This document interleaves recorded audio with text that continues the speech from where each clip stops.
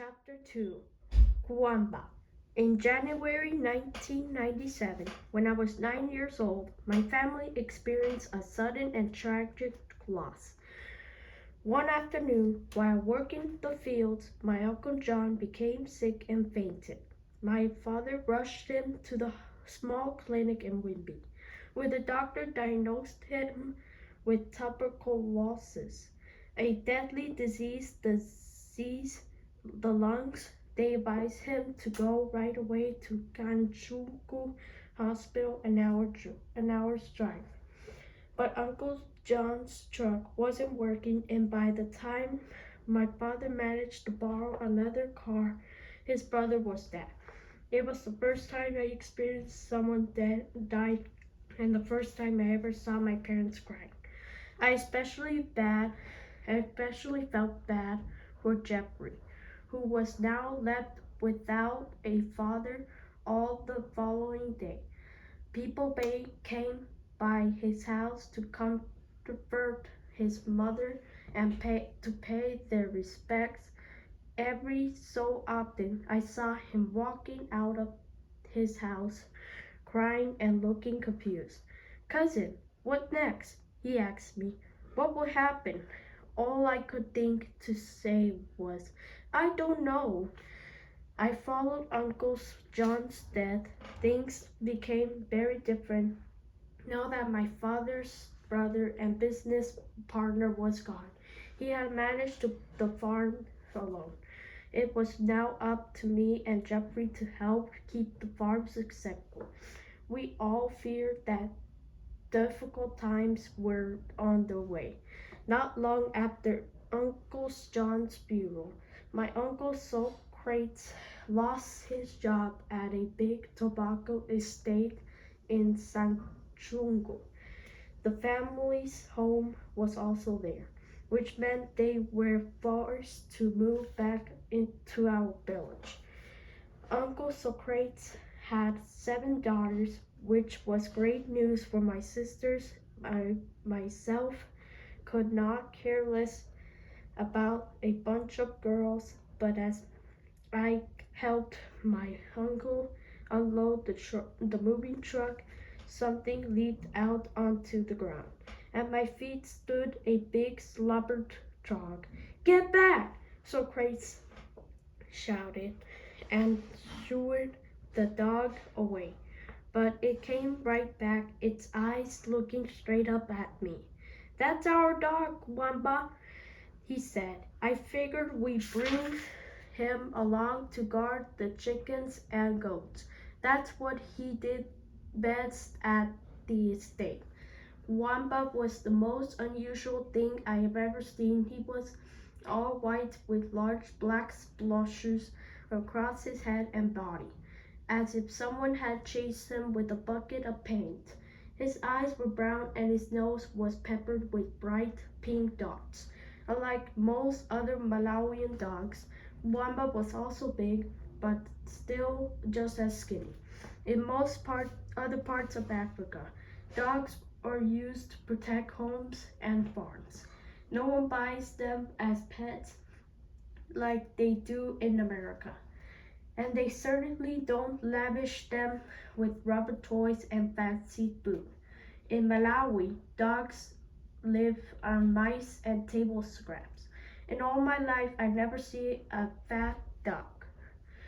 As Kwamba sat there watching me, a thick strand of drool hung suspended from his tongue, and he smelled funny, like moldy fruit. As soon as Socrates walked inside, he jumped on his hind legs and planted both paws on my chest. Get away!" I shouted. I didn't want people thinking I was friends with a dog. "Go chase some chickens or something." But Kawamba didn't budge. I swore he smiled at me. Early the next morning, I tripped over something on my way to the toilet. It was Kawamba, lying square in my doorway, ears perked and waiting. "And I thought I told you to leave me alone," I said, then stopped. I certainly didn't want people to see me talking to a dog. Walking back, I met Socrates in the courtyard. He pointed to the thing now attached to my shadow. I see you found a friend, he said. You know, the good Lord blessed me with 7 children, but all of them are girls who don't take much interest in dogs. I think Khamba is happy to have found a pal. I'm no friend to a dog, I said. Socrates laughed. Sure, sure, tell that to him. After that, I gave up trying to get rid of Khamba. In fact, I started enjoying his company, as much as I hated to admit it. He and I became friends. He slept outside my door each night. When it got cold, he snuck inside the kitchen and curled up by the pots and pans. And just like Socrates said, he made a good watchdog over our chickens and goats, protecting them from the hyenas and wild dogs that roamed the dark countryside. Even though Wamba liked to play video games with the baby animals, he chased them around the compound, the little goats to bleed and the mama hens to flare them, their wings hiss and hiss. Whenever this happened, my mother would lean out of the kitchen and pitch one of her shoes at his head. Stop that, you crazy dog! She'd scream at my little sisters, and I would laugh. Look who's talking to animals now! Aside from upsetting our livestock, Wamba's favorite thing to do was hunt. By the time going hunting had replaced most of the childhood games I used to play at home, and Kwamba provided a different, perfect partner. Sorry about that, guys. Um, During the dry season, we hunt birds that drank from the dambo near my house. And in the rainy months, we followed them into the blue gum forest, where we set our traps and waited in the thickets. This kind of hunting required patience and quiet. Wamba seemed to understand this naturally, as if he'd been hunting his whole life. One morning after the rains had stopped, Wamba and I headed to the forest to set our traps. As always, I kept my tools and trap making tool materials inside a cloth stack that I tied to the end of my hoe. Inside were a rubber bicycle tube, a broken bicycle spoke, a short piece of wire that I clipped from my mother's clothesline, a handful of maize chaff that we call ganga, and 4 heavy bricks. I also carried 2 knives that I crafted myself. The first, the first was made from a thick piece of iron sheeting.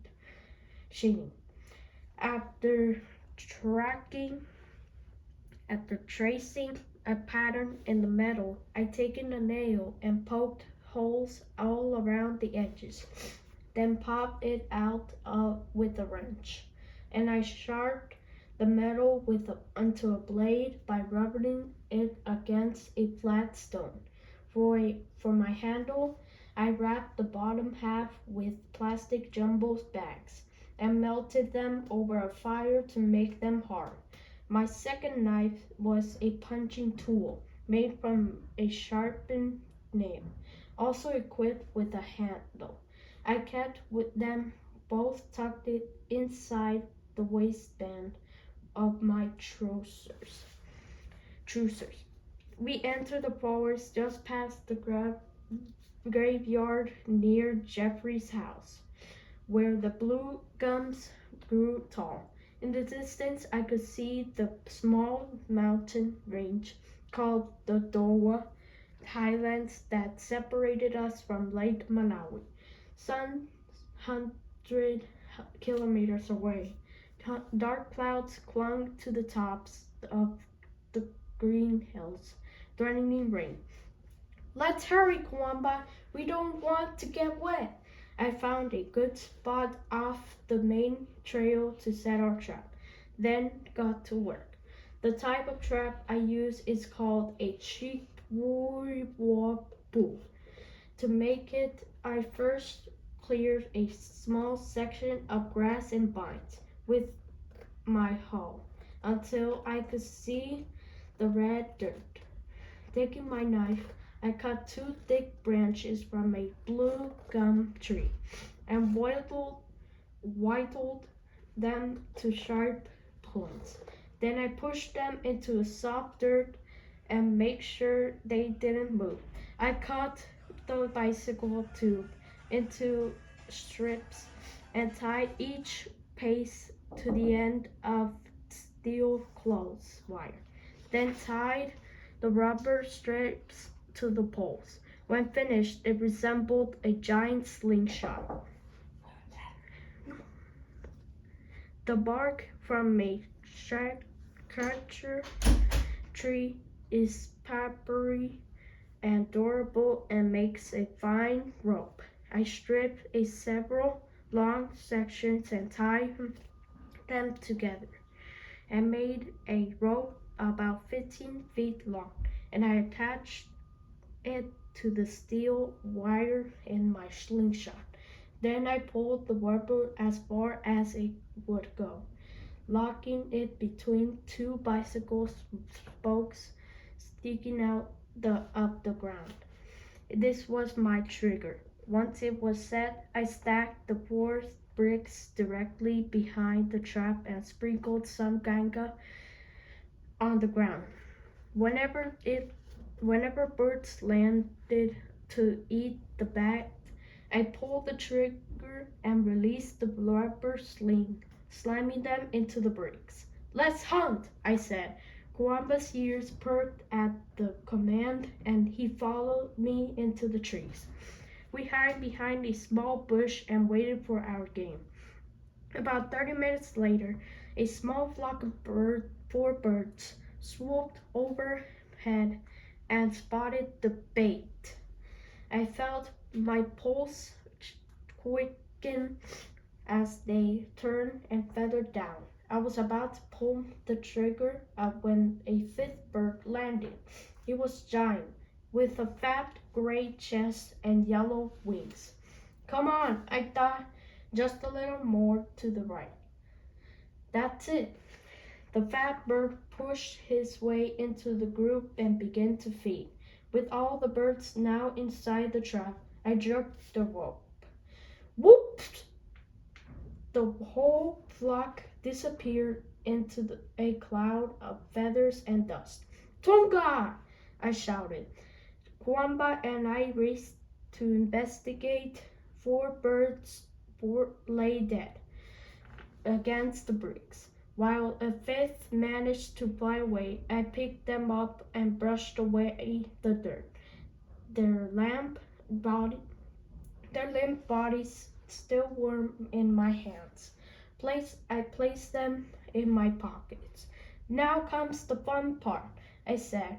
Wamba's tail was wagging like mad. Let's go eat. Back at the house, I cleaned the birds and sprinkled the wheat and with a coat and of salt. I then sharpened a blue gum sapling and ran it through the birds like a skewer.